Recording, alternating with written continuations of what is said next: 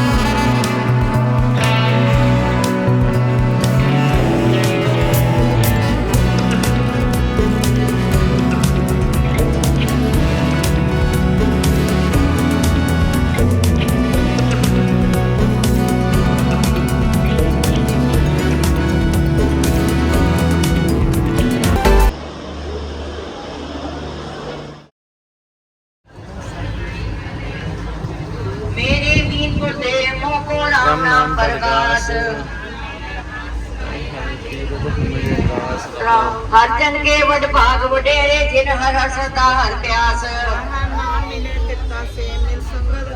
जिन हर हर रस नाम न पाया ते पागहीन जंपास। जिन हर जन सतगुरु संगत पाई तिन तुर मस्तक लिखया लेखास। राग गुजरी माल ना कंजवा काहे रे मन चितवै उदम जा आहर हर्जो परिया। मेरे मातो जी सत्संगत मिले सुतरिया। राव जनन पिता लोग सुख बनेता कोई न किसकी तरिया। उड़े उड़ावे सो कैसा तिस पाछे बछड़े छड़िया। सब निदान दस असच धान ठाकर कर करया।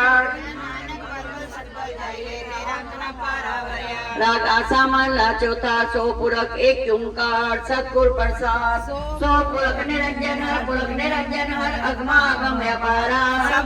सत्य आवे तुझी असचे सिजहारा। सब जी तुम्हारे जीतू जिया का दतारा। और आपे ठाकर आपे सेवकी क्या नानक जंत विचारा। एक दाते एक बेकारी जी सब तेरे चोद विटाना। तू पार ब्रह्म बेअंत बेअंत जी तेरे क्या गुण आप मखाना। हरते आवे तुझी से जन युग में सुखवासी जिन निर्तो जिन हर निर्तो त्याया जी तिनका पो सब गवासी से तन जिन हर त्याया जी जन नानक तिन बल जासी तेरे भगत सलामत तुझी हर अनेक अनेक ਇਹ ਸਾਡੇ ਬੱਬੀ ਵੀਰ ਜੀ ਨੇ ਜਿਨ੍ਹਾਂ ਨੇ ਸਾਰਾ ਉਪਰਾਲਾ ਕੀਤਾ ਹੈ। ਬਾਬਾ ਜੀ ਨੇ ਸਮਤ ਬਖਸ਼ੇ, ਲੰਮੀ ਉਮਰ ਬਖਸ਼ੇ। ਵਾਹਿਗੁਰੂ ਜੀ ਕਾ ਖਾਲਸਾ, ਵਾਹਿਗੁਰੂ ਜੀ ਕੀ ਫਤਿਹ।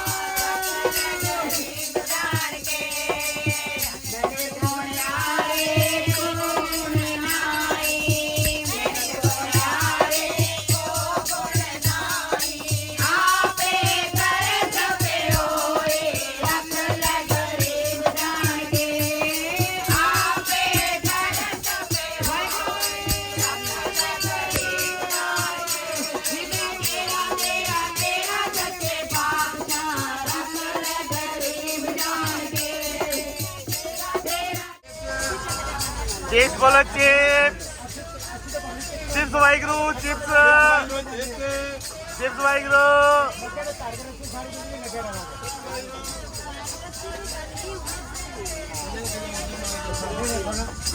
बोलिया कर सारा कुछ बोलिया कर फिर भी बोलने पे सारा चालू बोलिया पे चिप्स वाहिगुरु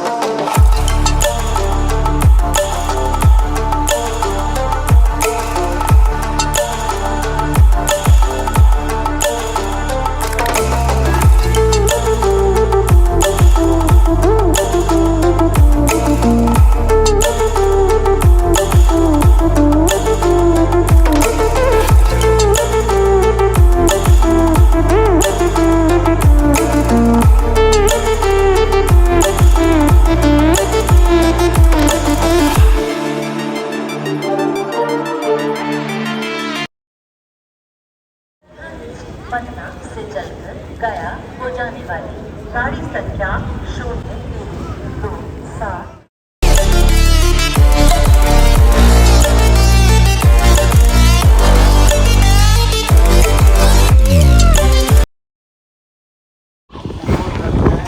ਤੇ ਸ਼੍ਰੀ ਗੁਰੂ ਮਹਾਰਾਜ ਜੀ ਨੇ ਆਪਣੇ ਟਾਈਮ ਤੇ ਦਾਤਨ ਕਰਕੇ ਤੇ ਲਗਾਇਆ ਸੀ ਤੇ ਅੱਜ ਕਦਰ ਦੇ ਰੂਪ ਵਿੱਚ ਪ੍ਰਗਟ ਹੋਇਆ ਹੈ। ਆਪ ਜੀ ਦੇ ਦਰਸ਼ਨ ਕਰਨੇ ਆਓ ਜੀ।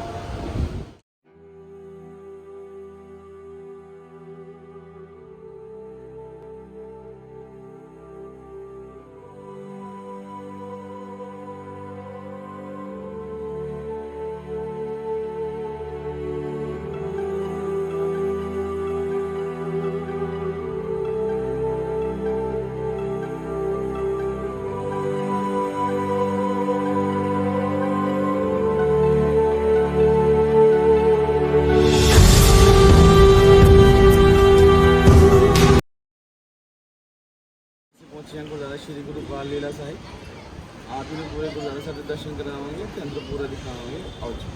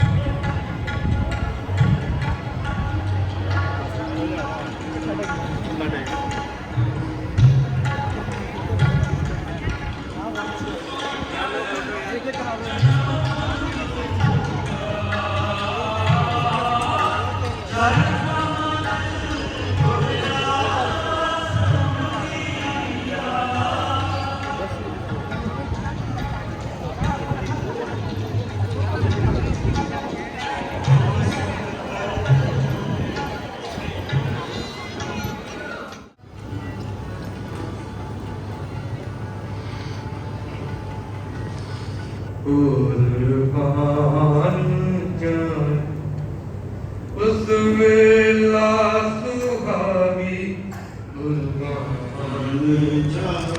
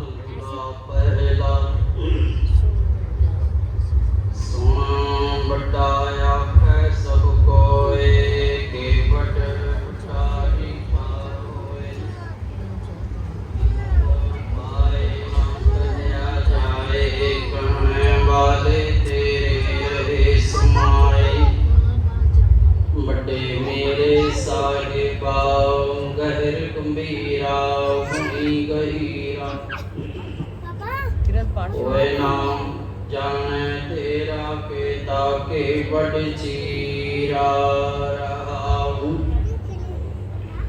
सब सुरत मिल सुरत कुमारी सबकी मत मिल कीमत पाई ज्ञानी ध्यानी गुर गुर हाई कह ना जाई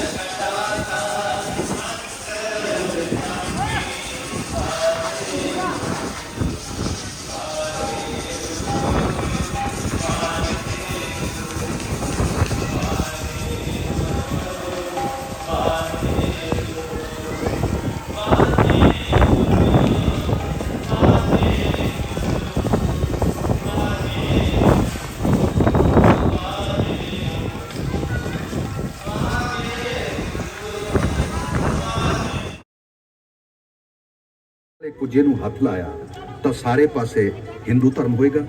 ਜੇ ਮੁਸਲਮਾਨ ਵਾਲੇ ਕੁਝੇ ਨੂੰ ਹੱਥ ਲਾਇਆ ਤਾਂ ਮੁਸਲਮਾਨਾਂ ਦਾ ਧਰਮ ਜ਼ੋਰ ਪਕੜੇਗਾ। ਪਰ ਗੁਰੂ ਸਾਹਿਬ ਨੇ ਆਪਣੀ ਕਿਰਪਾ ਦ੍ਰਿਸ਼ਟੀ ਬਖਸ਼ਦੇ ਹੋਏ ਸਾਂਝੀ ਵਾਲਤਾ ਦੇ ਦੋਨੋਂ ਹੱਥ ਦੋਨੋਂ ਕੁਝਿਆਂ ਤੇ ਰੱਖ ਦਿੱਤੇ। ਮਾਨਸ ਕੀ ਜਾਤ ਸਭੈ ਇੱਕ ਹੀ ਪਹਿਚਾਨ ਹੋ। ਗੁਰੂ ਜੀ ਦੀ ਕਰਾਮਾਤੀ ਲੀਲਾ ਨੂੰ ਵੇਖ ਕੇ ਪੀਰ ਭੀਖਮ ਸ਼ਾਹ ਜੀ ਅਤੀ ਪ੍ਰਸੰਨ ਹੋਏ। ਬਾਲ ਗੁਰੂ ਜੀ ਨੂੰ ਨਮਸਕਾਰ ਕਰਕੇ ਭੀਖਮ ਸ਼ਾਹ ਜੀ ਖੁਸ਼ੀ-ਖੁਸ਼ੀ वापस लौट आए। लगभग 7 साल तक बाल गोबिंद राय जी पटना शहर विच रहे, जिथे गुरु साहब दीयां यादां याद कर करके पटना वासी आनंदित हुंदे हन।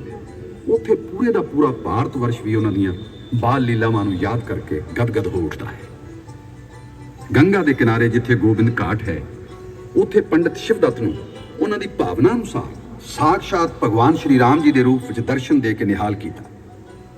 ਪੰਡਿਤ ਸ਼ਿਵਦੱਤ ਨੇ ਰਾਜਾ ਫਤਿਹ ਚੰਦ ਮੈਣੀ ਨੂੰ ਇਸ ਬਾਰੇ ਜਾਣਕਾਰੀ ਦਿੱਤੀ ਕਿ ਪਟਨਾ ਸ਼ਹਿਰ ਵਿੱਚ ਸਾਖਸ਼ਾਤ ਭਗਵਾਨ ਸ਼੍ਰੀ ਰਾਮ ਅਵਤਰਤ ਹੋਏ ਨੇ। ਫਤਿਹ ਚੰਦ ਜੀ ਦੇ ਕੋਈ ਸੰਤਾਨ ਨਹੀਂ ਸੀ ਤੇ ਉਹਨਾਂ ਦੀ ਰਾਣੀ ਵਿਸ਼ੰਭਰਾ ਦੇਵੀ ਨੇ ਪ੍ਰਾਰਥਨਾ ਕੀਤੀ ਕਿ ਸਾਨੂੰ ਆਪ ਜੀ ਵਰਗਾ ਪੁੱਤਰ ਮਿਲੇ। ਗੁਰੂ ਜੀ ਰਾਣੀ ਦੀ ਗੋਦ ਵਿੱਚ ਬੈਠਦੇ ਹੋਏ ਬੋਲੇ, ਮੇਰੇ ਵਰਗਾ ਤੇ ਮੈਂ ਹੀ ਹਾਂ, ਮੈਨੂੰ ਹੀ ਆਪਣਾ ਪੁੱਤਰ ਮੰਨੋ। ਇਸ ਤੋਂ ਬਾਅਦ ਰਾਜਾ ਫਤਿਹ ਚੰਦ ਮੈਣੀ ਨੇ ਆਪਣੇ ਰਾਜ ਮਹਿਲ ਨੂੰ ਗੋਬਿੰਦ ਰਾਏ ਦੇ ਨਾਮ ਕਰਕੇ ਗੁਰਦੁਆਰਾ ਬਣਾ ਦਿੱਤਾ, ਜੋ ਮੈਣੀ ਸੰਗਤ ਗੁਰਦੁਆਰਾ ਦੇ ਨਾਮ ਨਾਲ ਮਸ਼ਹੂਰ ਹੈ। सब गोबिंद है, सब गोबिंद है, गोबिंद बिन नहीं कोई। सब गोबिंद है, सब गोबिंद।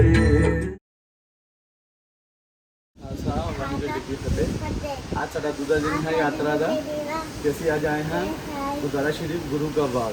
ਇੱਥੇ ਗੁਰੂ ਤੇਗ ਬਹਾਦਰ ਸਾਹਿਬ ਜੀ ਆਏ ਸਨ ਜਦੋਂ ਉਹਨਾਂ ਨੇ ਨੀਂਹ ਦੱਤ ਕਰਕੇ ਇੱਥੇ ਲਗਾਇਆ ਸੀ, ਪੇੜ ਲਗਾਇਆ ਸੀ ਤੇ ਪੇੜ ਉਹਨਾਂ ਦੀ ਯਾਦ ਵਿੱਚ ਪੂਜਾ ਹੋਇਆ ਹੈ। ਆਪ ਜੀ ਨੂੰ ਦਰਸ਼ਨ ਕਰਾਵਾਂਗੇ ਤੇ ਇਤਿਹਾਸ ਵੀ ਦਿਖਾਵਾਂਗੇ। ਆਓ ਵਿੱਚ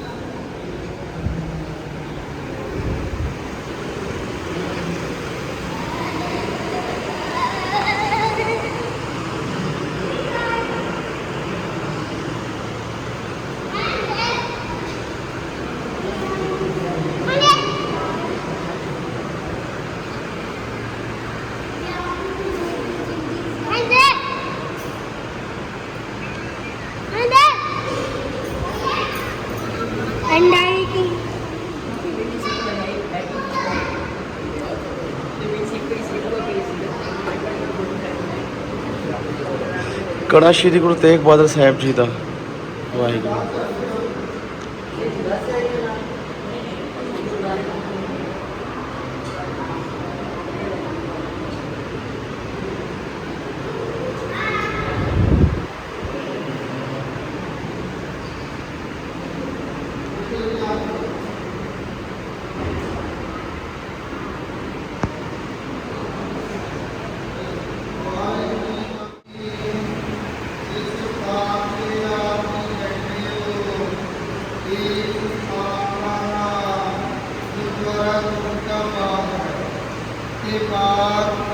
ਪਹਿਲਾ ਰਹੀਮ ਬਖਸ਼ ਤੇ ਕਰੀਮ ਬਖਸ਼ ਦਾ ਹੋਇਆ ਕਰਦਾ ਸੀ। ਕਈ ਸਾਲਾਂ ਤੋਂ ਸੁੱਤਾ ਸੀ।